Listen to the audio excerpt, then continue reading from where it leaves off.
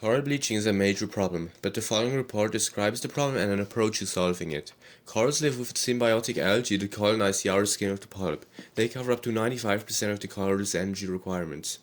Symbiont species differ, for example, in their photosynthetic response to light and temperature stress. Reef-building corals can be associated with members of 6 of the 8 symbiodinium clades, A through D, F, and G. Some corals harbor several species of symbiodinium within a single colony. This allows the relative abundance of each species to change under the influence of environmental changes. This change can occur by replacing the predominant temperature-sensitive symbionts with temperature-tolerant symbionts. In this study, they characterized the symbiodinium community of A. miliopora and compared the symbiodinium community in the same tagged colonies before and after a natural bleaching event that took place in 2006. This is the first field study that follows changes in symbiodinium genotypes in specific colonies over 3 years that include a natural bleaching event. Before the bleaching, type C2 was predominant. Clade D was much less represented. When bleaching was most intense, there was a clear difference in susceptibility to bleaching between corals predominated by C2 and D. The corals harboring a mixture of C2 and D were mostly pale. 3 months after bleaching, only 4 of the 64 C2 predominant colonies remained C2, and in 36 of them clade D became the predominant type.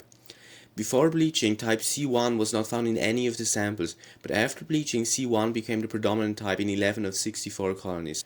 Of 15, 12 retained their D predominance, while 3 changed to C1. 6 months after bleaching, considerable changes in the mixture of background types were recognizable. In the group that switched from C2 to D, C2 reappeared in 5 colonies.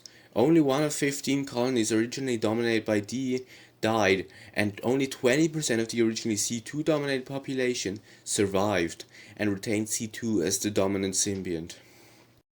This shift resulted from a change of algae within survival coral colonies and higher mortality of more bleaching sensitive C2 predominant colonies, though prior research suggests this shift in algae may only persist as a result of enduring climate changes in environmental conditions, for example repeated warm summers. The authors propose that it is more likely for the algae to switch than for a different type of coral to take in the place of the old one. The shift in the symbiont community has likely made the coral population more tolerant to higher temperatures, as evidenced by the increased thermal tolerance of the species with D-type and C1-type algae. This change is expected to result in increased thermal resistance for the majority of the coral population. However, this may come at a cost such as loss of photosynthetic efficiency, leading to lower energy reserves and slower growth. Thank you for watching, and if you learned something interesting, please consider liking the video and subscribing to our channel.